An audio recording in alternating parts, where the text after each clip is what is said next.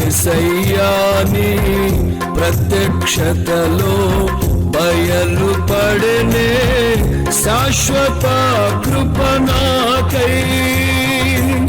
దేవునికి మహిమ కలుగునుగాక. మీ అందరికీ కూడా యేసుక్రీస్తు పునరుద్ధానుడైన సందర్భంగా మరి ఈరోజు ఈ ప్రత్యేకతను బట్టి మీ అందరికీ ఈస్టర్ శుభాకాంక్షలు తెలియజేస్తూ ఉన్నాం. మరి ఈ కార్యక్రమాన్ని చూస్తూ బలపరుస్తున్న మీ అందరికీ నా హృదయపూర్వకమైన వందనములు. పరిశుద్ధ గ్రంథంలో నుండి ప్రకటన గ్రంథము 1వ అధ్యాయము 18వ వచనం అండి. నేను మొదటి వాడను, కడపటి వాడను, జీవించువాడను, మృతుడనైతిని గాని ఇదిగో యుగయుగములు సజీవుడనై ఉన్నాను. మరియు మరణము యొక్కయు పాతాళ లోకం యొక్క తాళపు చెవులు నా స్వాధీనంలో ఉన్నవి. చిన్న ప్రార్థన. పరిశుద్ధుడైన తండ్రి, చదవబడిన లేఖన భాగంలో నుంచి మాతో సూటిగా స్పష్టంగా మాట్లాడండి. ఈరోజు నాయన నువ్వు పునరుద్ధానుడవై తిరిగి లేచి నాయనా తండ్రి 40 రోజులు ఈ భూమి మీద ఉండి మరి అనేక మందికి అగపరుచుకుని ఆరోహణుడవై పరమునకు చేర్చబడిన దేవుడు, సజీవముగా ఉన్న దేవుడు నాయన, మరణించి మా కోసం మరణించి తిరిగి లేచిన దేవుడు, నీకు వందనాలు, కృతజ్ఞతాస్తుతి స్తోత్రాలు చెల్లించుకుంటున్నాం. ప్రభా, ఈ వాక్యం ద్వారా మాతో మాట్లాడి మమ్మల్ని బలపరచమని, నీ శక్తితో మమ్మల్ని నింపి నీ కృపతో జ్ఞాపకం చేసుకుని నీ పునరుద్ధానపు శక్తి మాకు అనుగ్రహించి బలపరచమని యేసు నామములో అడిగి వేడుకుంటున్నాము తండ్రి, ఆమేన్. ఇక్కడ చదువుకున్న లేఖన భాగంలో యేసు ప్రభువు చెబుతున్న మాట, నేను మొదటి వాడను, కడపటి వాడను. మొదటి వాడను నేనే, కడపటి వాడను నేనే, జీవించువాడను అంటున్నాడండి. అని మృతుడనైతిని గాని ఇదిగో యుగయుగములు సజీవుడనై ఉన్నాను అనే మాట మనం ఇక్కడ చదువుకుంటున్నాం. యేసు ప్రభు మనందరి కోసం మరణించి, మనందరి పాపాల కోసం మరణించి పునరుద్ధానుడై తిరిగి లేచిన రోజును మనం ఈరోజు సెలబ్రేట్ చేసుకుంటున్నాం.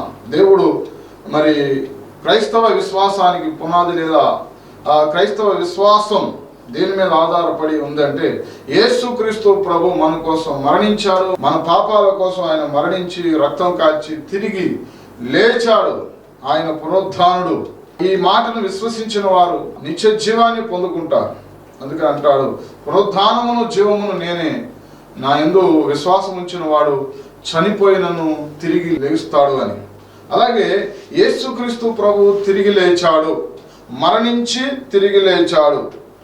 1వ అధ్యాయంలోనే 5వ వచనం మనం పరిశీలన చేస్తే, ప్రకటన గ్రంథంలో నమ్మకమైన సాక్షియు, మృతులలో నుండి ఆది సంభూతుడుగా లేచిన వాడును, భూపతులకు అధిపతియునైన యేసుక్రీస్తు నుండి కృపా సమాధానములు మీకు కలుగును గాక అనే మాట చదువుతున్నాం.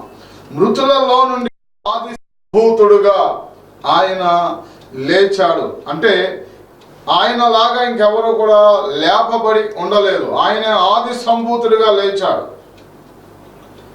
ఎంతో మంది గనులైన వారు మరణించారు, కానీ తిరిగి లేపబడలేదు. యేసుక్రీస్తు ప్రభు మాత్రమే తిరిగి లేపబడినట్లుగా మనం చూస్తూ ఉన్నాం. దేవునికి మహిమ కలుగునుగాక. హల్లెలూయా. ఆయన ఎలా తిరిగి లేచాడు? చాలామంది ఆయన తిరిగి లేపబడలేదని, ఆయన తిరిగి లేపబడకుండా ఉన్నాడు అని ప్రచారం చేయడానికి చాలా ప్రయత్నాలు చేశారు, కానీ అవేమీ కూడా వాస్తవాలు కాదు, అవన్నీ అవాస్తవాన్ని నిరూపించబడినాయి. ఎందుకంటే ఆయనే తిరిగి లేచిన తర్వాత స్వయంగా కొంతమందికి అక్కడ కనబడిన సందర్భాలు, మరి దాదాపు 40 రోజులు యేసు ప్రభు తిరిగి లేచిన తర్వాత ఈ భూమి మీద ఆయన 40 రోజులు ఉండి అనేకమైన సూచనలు, రుజువులు చూపించి ఆ తర్వాత ఆరోహణుడై పరమునకు చేర్చుకొనబడిన ఆయన యుగయుగములు సజీవుడుగానే ఉన్నాడు. ఇక్కడ మనం గమనించినట్లయితే లూకా సువార్త 24వ అధ్యాయం 36వ వచనం అండి. వారు ఇలాగూ మాట్లాడుచుండగా ఆయన వారి మధ్యన నిలిచి, మీకు సమాధానమవుగాక అని వారితో అనెను. అయితే వారు దిగులు పడి భయాక్రాంతులై భూతము తమకు కనపడినని తలంచిది. అప్పుడు ఆయన, మీరెందుకు కలవరపడుచున్నారు? మీ హృదయంలో సందేహములు పుట్టనేలా? నేనే ఆయనను అనుటకు నా చేతులను నా పాదములను చూడుడి, నన్ను పట్టి చూడుడి. నాకున్నట్టుగా మీరు చూచుతున్న ఎముకలను మాంసమును భూతమునకు ఉండవని చెప్పి తన చేతులను పాదములను వారికి చూపెను. అయితే వారు సంతోషము చేత ఇంకనూ నమ్మక ఆశ్చర్యపడుచుండగా ఆయన, ఇక్కడ మీ వద్ద ఏమైనా ఆహారం కలదా అని వారిని అడిగాను. వారు కాల్చిన చేప ముక్కను ఆయనకిచ్చిరి. ఆయన దానిని తీసుకొని వారి ఎదుట భుజించెను. యేసు ప్రభు ఏ రీతిగా తిరిగి లేపబడ్డాడంటే శరీరముతో తిరిగి లేపబడ్డాడు. దేవునికి మహిమ కలుగును గాక. ఆమేన్, హల్లెలూయా. ఇక్కడ స్పష్టంగా మనకు అర్థమవుతుంది, ఆ ఎమాయి మార్గంలో ఉన్న వారు భయపడిపోతున్నారంట. భూతమని భయపడుతూ ఉంటే యేసు ప్రభు అన్నాడు, మీ హృదయంలో సందేహము పుట్టనేలా, మీరెందుకు కలవరపడుచున్నారు? నేనే ఆయన నన్నుటకు నా చేతులు నా పాదాలు చూడండి అని చెప్పి ఇంకో అద్భుతమైన మాట అంటున్నాడు, నన్ను పట్టి చూడండి అని చెప్పి నాకున్నట్టుగా మీరు చూచుచున్న యేసు ప్రభు ఆయన తిరిగి లేపబడిన తర్వాత ఆయన అన్నాడు, నాకున్నట్టుగా మీరు చూచున్న ఎముకలను మాంసమును భూతమునకు ఉండవు. ఎంత స్పష్టంగా మనకి ఆయన శరీరముతో తిరిగి లేపబడ్డాడు అని అనటానికి ఎంత చక్కటి రుజువు మనకు ఉందో చూడండి. ఆయన ఎముకలు మాంసము కలవాడు. అంతేకాదు, వారు మీ దగ్గర ఆహారం ఏదైనా ఉందా అంటే వారు చేప ముక్కను ఇస్తే ఆ చేప ముక్కను కూడా, కాల్చిన చేప ముక్కను కూడా ఆయన వారి ఎదుటే తిన్నాడు. దేవునికి మహిమ కలుగును గాక. ఎందుకంటే ఆయన తిరిగి లేచాడు. ఆయన శరీరము నాగటి చాలవలే దున్నబడింది, పక్కలో బల్లెపు పోటు, తలలో ముళ్ళ కిరీటము, చేతులలో మేకులు, కాళ్ళలో మేకులు. ఈ గాయాలన్నీ కూడా లేపబడిన తర్వాత మరి తోమ లేనప్పుడు ఒకసారి శిష్యుల దగ్గరికి వచ్చాడు. ఆ తర్వాత తోమ ఉన్న తర్వాత మరొకసారి ఆయన శిష్యులకు కనపరుచుకున్నాడు. అప్పుడు ఆయన అన్నాడు, తోమ లేనప్పుడు వస్తే ఆయన నేను చేతుల్లో నేను గాయాలు వేలు పెడితే కానీ నేను నమ్మను అంటే, అప్పుడు తోమాతో ప్రభు అంటాడు, నువ్వు వచ్చి నా యొక్క గాయాలను తాకి చూసి అవిశ్వాసివి కాక విశ్వాసివై ఉండుము అని చెప్పడం జరిగిందండి. మనము యోహాను సువార్త 20వ అధ్యాయము 26వ వచనం. 8 దినములైన తర్వాత ఆయన శిష్యులు మరలా లోపల ఉన్నప్పుడు తోమ వారితో కూడా ఉండెను. తలుపులు మూయబడి ఉండగా యేసు వచ్చి మధ్యను నిలిచి, మీకు సమాధానము కలుగును గాక అని. తర్వాత తోమాను చూచి, నీ వేలు ఇటు చాచి నా చేతులు చూడుము, నీ చెయ్యి చాచి నా ప్రక్కలో ఉంచి అవిశ్వాసివి కాక విశ్వాసివై ఉండుమనెను. అందుకు తోమ ఆయనతో, నా ప్రభువా నా దేవా అనేను. యేసు, నీవు నన్ను చూచి నమ్మితివి, చూడక నమ్మిన వారు ధన్యులని చెప్పాను. అంటే తోమ లేనప్పుడు ఒకసారి యేసు ప్రభు శిష్యుల దగ్గరికి వచ్చినప్పుడు, మేము ప్రభును చూసాము, ఆయన లేచాడు, మా దగ్గరికి వచ్చాడు అంటే, తోమ ఏమన్నాడంటే, నేను ఆయన మేకుల గుర్తుల్లో వేలు పెట్టి నా చెయ్యి ఆయన పక్కలో ఉంచితేనే గాని నేను నమ్మను. ఎందుకని అన్నాడు? మేకులు గాయాలు ఉంటాయి కదా, గాయాలు, ప్రక్కలో బల్లెపు పోటు ఆ గాయము, ఇది చూస్తే గాని ఆయనని నేను నమ్మను. అంటే కొంతమందికి చాలా సందేహాలు ఉంటాయి. ఎంత భక్తి చేసినప్పటికీ కూడా అవిశ్వాసం వెంటాడుతూ ఉంటుంది వాళ్ళని, లేదా అల్ప విశ్వాసం వెంటాడుతూ ఉంటుంది. చూస్తే గాని నమ్మను అనే పరిస్థితి. అందుకని యేసు ప్రభు మళ్ళీ ప్రత్యక్షమై తోమాతో అంటున్నాడు, రా, నా చేతుల్లో నీ వేలు పెట్టు, నా ప్రక్కలో నీ చేయి పెట్టు, అవిశ్వాసివి కాక విశ్వాసివై ఉండు అని. అంటే ఆయన తిరిగి లేచాడు అనటానికి ఇవన్నీ రుజువులు అనమాట. ఎముకలు మాంసములు ఉన్నాయి. అంతేకాదు ఆయన పొందిన సిలువలో పొందిన గాయాలు, అలాగే ఇంకా 3వ రోజే కదండి, ఇంకా మానని గాయాలు అలాగే ఉన్నాయి. దేవునికి మహిమ కలుగును గాక. హల్లెలూయా. కాబట్టి ఆయన తిరిగి లేపబడ్డాడు.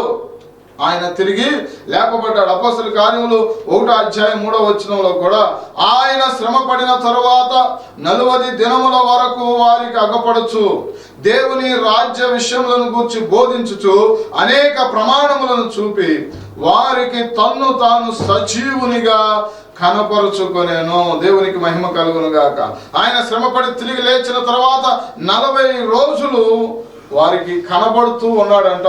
దేవుని రాజ్య విషయాలను గురించి ఇంకా అనేకమైన విషయాలు బోధించుచు అనేక ప్రమాణములు అంటే అనేక రుజువులను ఆయన తిరిగి లేపబడ్డాడు, నేనే యేసు ప్రభువునని, నేనే సజీవుడిగా లేచానని. ఎందుకనంటే ఇప్పుడు వరకు ఎవరు కూడా చనిపోయి తిరిగి లేచిన వారు లేరు కాబట్టి అంతగా నమ్మటం కొంతమంది కష్టమే. మరి ఆయన చనిపోక ముందే చెప్పాడు. ఏమని చెప్పాడంటే, నేను మరణించి నేను 3వ రోజున తిరిగి లేస్తాను, నేను నా ప్రాణం పెడుతున్నాను, మళ్ళీ దాన్ని నేను తీసుకుంటాను, నాకు అధికారం ఉంది అని ఆయన చెప్పడం జరిగింది. ఆయన లేపబడిన తర్వాత 40 రోజులు ఆయన తన్ను తాను సజీవునిగా కనపరుచుకున్నాడు. 40 రోజుల తర్వాత ఒలీవల మనవడైన కొండ దగ్గరికి వెళ్ళి శిష్యులు చూచుచుండగానే ఆయన ఆరోహణుడై పరమునకు కొనుకోబడ్డాడు. దేవునికి మహిమ కలుగును గాక. హల్లెలూయా. కాబట్టి యేసుక్రీస్తు ప్రభుల వారు తిరిగి లేపబడ్డారు అని అనటానికి అనేకమైన రుజువులు ఉన్నాయి. కానీ ఆ కాలంలోనే చాలా మంది దీనిని ఏదో రీతిగా ఆయన తిరిగి లేపబడలేదు అని చెప్పడానికి రకరకాల ప్రయత్నాలు చేసినట్లుగా మనకి అక్కడ కనబడుతూ ఉంటుంది. చూడండి, మత్తయి సువార్త 28వ అధ్యాయం 11వ వచనంలో, వారు వెళ్ళుచుండగా కావలి వారిలో కొందరు పట్టణంలోనికి వచ్చి జరిగిన సంగతులన్నీ ప్రధాన యాజకులతో చెప్పారు. కాబట్టి వారు పెద్దలతో కూడి వచ్చి ఆలోచన చేసి ఆ సైనికులకు చాలా ద్రవ్యం ఇచ్చి, మేము నిద్రపోవచ్చుండగా అతని శిష్యులు రాత్రి వేళ వచ్చి అతనిని ఎత్తుకొని పోయిరని మీరు చెప్పుడి.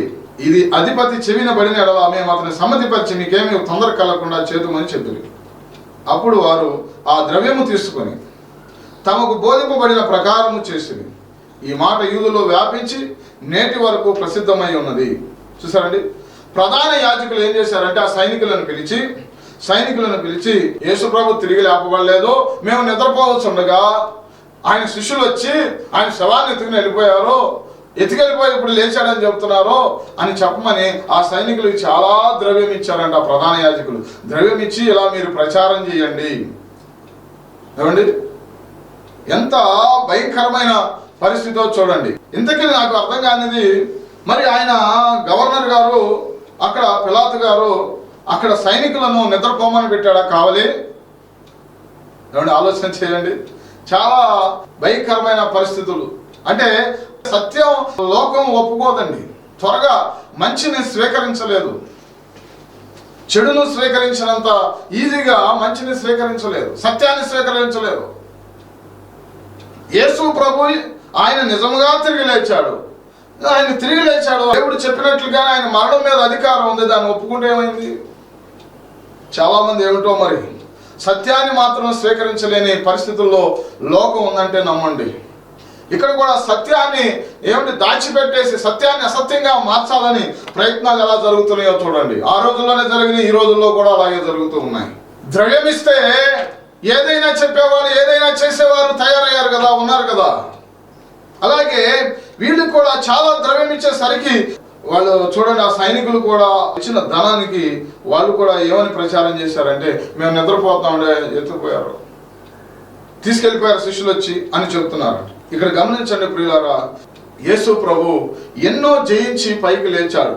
అక్కడ మనం మత్తయి సువార్త 27వ అధ్యాయము 63వ వచనం చూస్తే, అయ్యా ఆ వంచకుడు సజీవుడై ఉండినప్పుడు 3 దినములైన తర్వాత నేను లేచెదనని చెప్పినది మాకు జ్ఞాపకం ఉన్నది.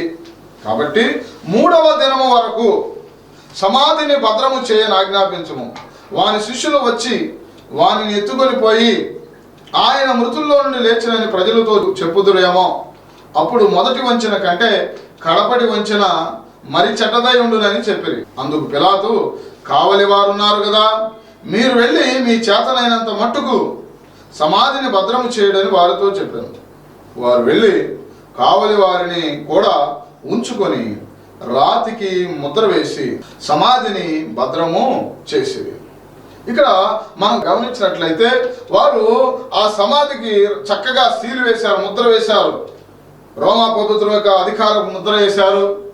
కావలి వారు ఉన్నారు అక్కడ.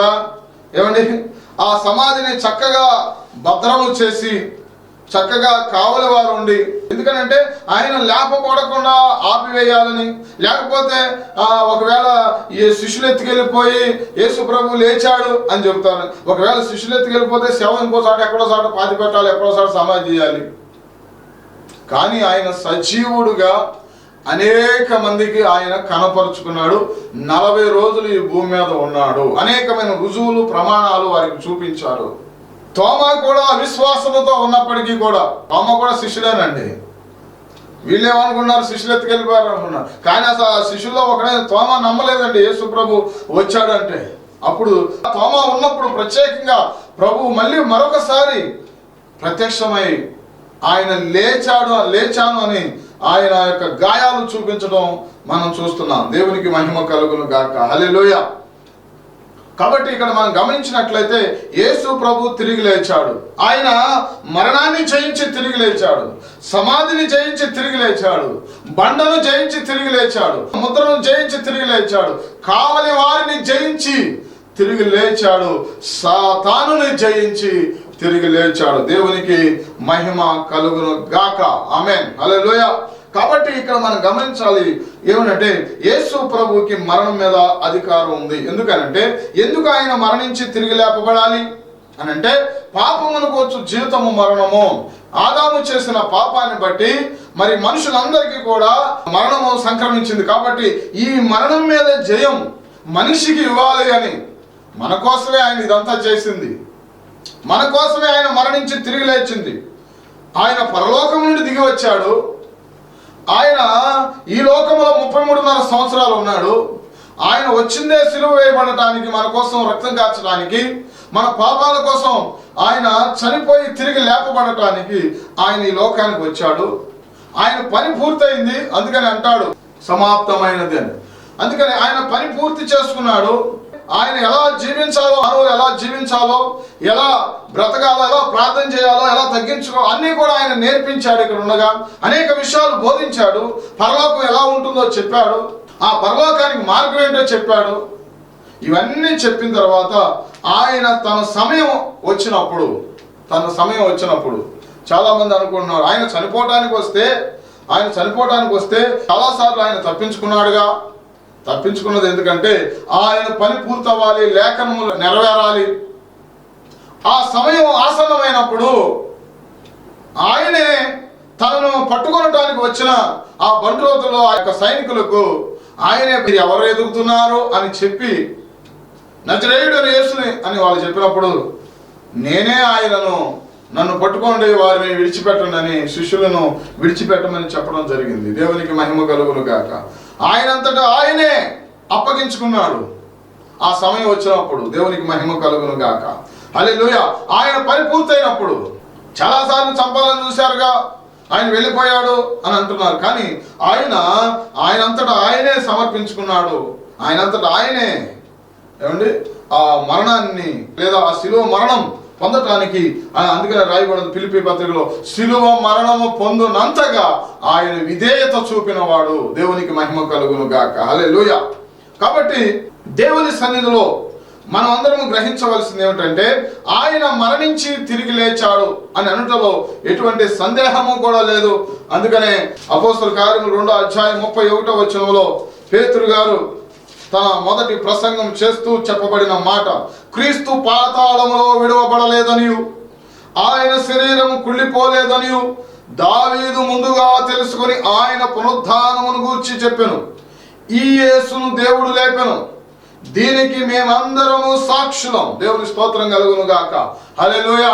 16వ కీర్తనలో దావీదు చెప్పినట్లుగా, దావీదు నీ పరిశుద్ధుని కుళ్ళు పట్టనీయవు అని 16వ కీర్తనలో చెప్పబడిన ఆ మాటను తీసుకుని మరి పేతురు గారు తన తొలి ప్రసంగంలో చెబుతున్న మాట ఏమిటయ్యా అంటే క్రీస్తు పాతాళములో విడువబడలేదు, ఆయన శరీరము కుళ్ళిపోలేదు, ఆయన మరణించాడు, 3వ రోజున తిరిగి లేపబడ్డాడు. దేవునికి మహిమ కలుగును గాక అని దావీదు ముందుగానే యేసు క్రీస్తు గురించిన పునరుద్ధానము గురించిన ఆ ప్రవచనపు వాక్కులను 16వ కీర్తనలో ముందుగానే దావీదు అంటే సుమారు 1000 సంవత్సరాల క్రీస్తు పూర్వం 1000 సంవత్సరాల క్రిందట ఉన్న వ్యక్తి అండి. దేవునికి మహిమ కలుగును గాక. యేసు ప్రభు ఆయన వస్తాడు, మరణిస్తాడు, తిరిగి లేస్తాడని దావీదు ముందుగానే 16వ కీర్తనలో రాశాడు. అందుకని అన్నాడు, ఈ యేసును దేవుడు లేపెను, దీనికి మేమందరం సాక్షులం. ఆయన లేపబడ్డాడు, మా దగ్గరికి వచ్చాడు, ఆయన గాయాలు చూపించాడు, మేము చూసాము, ఆయన్ని మేము తాకాము, ఆయన మా కన్నులారా మేము చూసాము, దాని గురించే మేము సాక్ష్యం చెబుతున్నాము అని చెప్పడం జరిగింది. దేవునికి మహిమ కలుగును గాక. కాబట్టి ప్రియులారా గమనించండి, యేసు ప్రభు మరణించి తిరిగి లేచిన దేవుడు. యేసు ప్రభుకి మరణం మీద అధికారం ఉంది. మరణము ముళ్ళును విరిచాడు ఆయన విశ్వాసం ఉంచిన వారిని మనలో కూడా ఆయన తిరిగి లేపుతాడు. అందుకనే అపోస్తలుల కార్యం 2:24లో ఇలా ఉంటుంది, మరణము ఆయనను బంధించి ఉంచుట అసాధ్యము గనుక దేవుడు మరణ వేదనలు తొలగించి ఆయనను లేపెను. దేవునికి మహిమ కలుగును గాక. మరణము ఆయనను బంధించి ఉంచుట అసాధ్యము అని దేవుని వాక్యము సెలవిస్తుంది. అలాగే 1 కొరింథీయులకు రాసిన పత్రికలో 15వ అధ్యాయం 3 నుంచి 8 వచనాలు చదువుదాం. నాకు ఇవ్వబడిన ఉపదేశం మొదట మీకు అప్పగించి తిని, అదేమనగా లేఖనముల ప్రకారం క్రీస్తు మన పాపముల నిమిత్తం మృతి పొందెను, సమాధి చేయబడెను, అలాగే లేఖనముల ప్రకారము 3వ దినమున లేపబడెను. దేవునికి మహిమ కలుగును గాక. అంతేకాదు ఆయన కేఫాకు అంటే పేతురికి, తర్వాత 12గురికి అంటే శిష్యులందరికీ, అలాగే అటు పిమ్మట 500లకు ఎక్కువైన సహోదరులకు ఒక్క సమయమందే కనబడెను. వీరిలో అనేకులు ఇప్పటి వరకు నిలిచిన్నారు, కొందరు నిద్రించారు. తరువాత ఆయన యాకోబు కనబడ్డాడు, అటు తరువాత అపోస్తలులందరికీ కనబడెను. అందరికీ కడపట అకాలమందు పుట్టినట్టున్న నాకును కనబడెను అని అపోస్తలుడైన పౌలు గారు చెప్తున్నాడండి. దేవునికి మహిమ కలుగును గాక. మరి అపోస్తలుడైన పౌలు గారికి ఎప్పుడు కనపడ? దమస్కు మార్గంలో ఆయన దర్శనాన్ని అనుగ్రహించాడు. దమస్కు మార్గంలో పౌలు గారితో యేసుక్రీస్తు ప్రభు ఆయన సజీవుడిగా ఉన్నాడు గనక నీవు హింసించుచున్న యేసును నేనే అని చెప్పడం జరిగింది. దేవునికి స్తోత్రం కలుగును గాక. హల్లెలూయా. కాబట్టి ప్రియులారా గమనించండి, ఆయన మృతుడయ్యాడు, తిరిగి లేపబడ్డాడు, యుగ యుగములు కూడా ఆయన సజీవుడై ఉన్నాడు. మొదటివాడు ఆయనే, కడపటివాడు చివరివాడు ఆయనే. ఆయనకు ముందు ఎవరు లేరు, ఆయన తర్వాత ఎవరు లేరు, ఉండబోరు. దేవునికి మహిమ కలుగును గాక. హల్లెలూయా. కాబట్టి ఇక్కడ మనం గమనించినట్లయితే ఆయన విశ్వసించిన వారు 1 కొరింథీ పత్రిక 15:20 ఇప్పుడైతే నిద్రించిన వారిలో ఫలముగా క్రీస్తు మృతులలో నుండి లేపబడి ఉన్నాడు. అంతేకాదు 23వ వచనంలో ప్రతి వాడును తన తన వరుసలో బ్రతికింపబడను, ప్రథమ ఫలము క్రీస్తు, తర్వాత క్రీస్తు వచ్చినప్పుడు ఆయన వారు బ్రతికింపబడుదురు. దేవునికి మహిమ కలుగును గాక. ఏ రీతిగా అయితే యేసు ప్రభు మళ్ళీ తిరిగి లేచాడో సమాధిలో నుండి, ఆయన రెండవసారి రాబోతున్న తరుణములో మరణించిన వారు, ప్రభువునందు మృతి నొందిన మృతులు, ఆయన వారు మళ్ళీ తిరిగి లేపబడతారు అని దేవుని వాక్యము సెలవిస్తుంది. దేవునికి మహిమ కలుగును గాక. 1 తెస్సలోనికలకు రాసిన పత్రికలో కూడా 4వ అధ్యాయం 14వ వచనంలో యేసు మృతి పొంది తిరిగి లేచనని మనము నమ్మిన ఎడల, యేసు మృతి పొంది తిరిగి లేచనని మనము నమ్మిన ఎడల అదే ప్రకారము యేసునందు నిద్రించిన వారిని దేవుడు ఆయనతో కూడా వెంట పెట్టుకొని వచ్చును. ఆ తర్వాత 16వ వచనం, ఆర్పాటముతోను ప్రధాన దూత శబ్దముతోను దేవుని బోరతోను పరలోకము నుండి ప్రభు దిగివచ్చును. క్రీస్తు నందుండి మృతులైన వారు మొదట లేతురు, ఆ మీదట సజీవులమై నిలిచిండు. మనం వారితో కూడా ఏకముగా ప్రభువును ఎదుర్కొనుటకు ఆకాశ మండలమునకు మేఘముల మీద కొనిపోబడుదుము.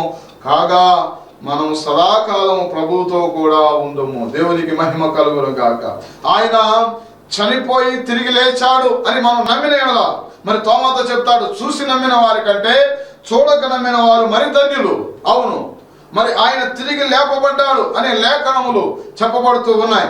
లేఖనంలో స్పష్టంగా మనకు రాయబడింది. అంతేకాదు లేఖనముల ప్రకారమే ఆయన యొక్క జననము కానీ, ఆయన యొక్క మరణము కానీ, ఆయన యొక్క పునరుద్ధానము కానీ జరిగినాయి. లేఖనముల ప్రకారం జరిగినాయి. లేఖనములు ఎప్పుడు కూడా నిరర్ధకము కానేరవు. ఇవి పరిశుద్ధ లేఖనములు గనక ఇది దేవుని వాక్యమై ఉన్న దేవుడు, ఇది సత్యం. అందుకనే యేసు ప్రభు అంటాడు, నీ వాక్యమే సత్యం, సత్యమందు వారిని ప్రతిష్ఠులుగా చేయమని. కాబట్టి గమనించండి ప్రియులారా, ఆయన తిరిగి లేపబడ్డాడు. ఆయన సజీవుడై ఉన్నాడు, ఆయన మృతి నుండి తిరిగి లేచాడు, ఆయన యుగ యుగములు సజీవుడు అని మనం నమ్మిన ఎడలా ఆయనకు లాగానే అదే ప్రకారము యేసునందు మరణించిన వారు, నిద్రించిన వారు, ప్రభువులో ఏమండి ఆయన యందు విశ్వాసం ఉంచి చనిపోయిన వారు మళ్ళీ తిరిగి లేపబడతారు. ఆయన వచ్చే సమయంలో ఆర్భాటంతో ప్రధాన దూత శబ్దంతో ఆయన రెండవసారి రాబోతున్నాడు.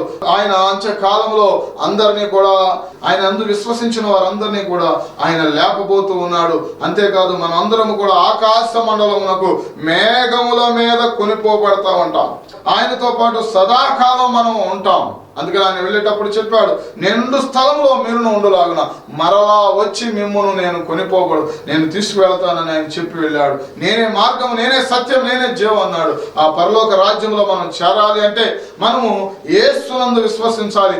ఏమని విశ్వసించాలి అంటే, ఆయన నా కోసం ప్రాణం పెట్టాడు, నా పాపాల కోసం ఆయన చనిపోయాడు, నా పాపాల కోసం ఆయన తన రక్తాన్ని చిందించాడు, ఆయన పొందిన దెబ్బల చేత స్వస్థత కలుగుతున్నది, ఆయన చనిపోవటమే ఆయన సిలువ వేయబడటమే కాదు, ఆ తర్వాత 3వ రోజున సజీవుడై తిరిగి లేచాడు అని ఎవరైతే నమ్ముతారో వారిని తప్పనిసరిగా ఆయన అంత్య దినములో లేపుతాడు. ఆయన ఎందుకు విశ్వసించిన వారిని ఆయన విడిచిపెట్టడు.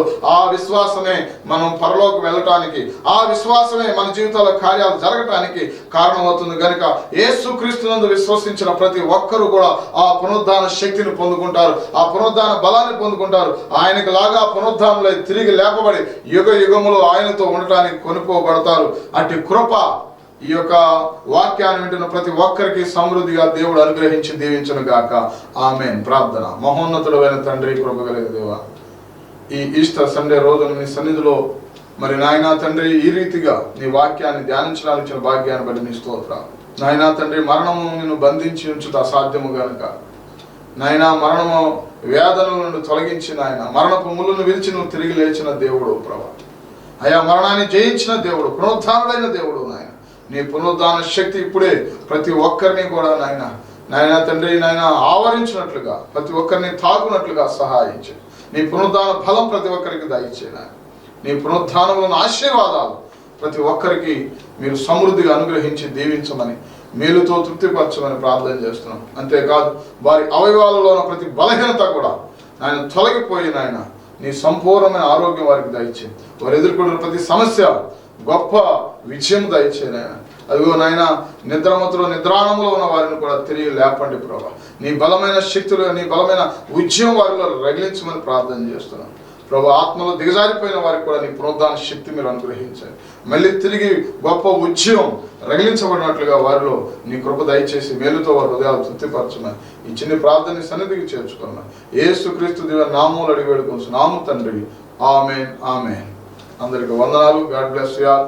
మరొకసారి మీ అందరికీ ఈస్టర్ శుభాకాంక్షలు. దేవుడు మిమ్మును మీ కుటుంబాలను సమృద్ధిగా దీవించి ఆయన పునరుద్ధాన శక్తితో నింపును గాక. ఆమేన్. కమ్మిలా బేతేలు ప్రార్థనా మందిరం, లేలగరువు, గురూరు మండలం, Krishna district, Andhra Pradesh. Pin code 521366. మా phone number 7842711167. Our address, Pastor Yehoshua Kamela Petelu Prayer Church, Lalagaru, Gururu Mandal, Krishna District, Andhra Pradesh. Our pin code 521366. Our phone number 74271167.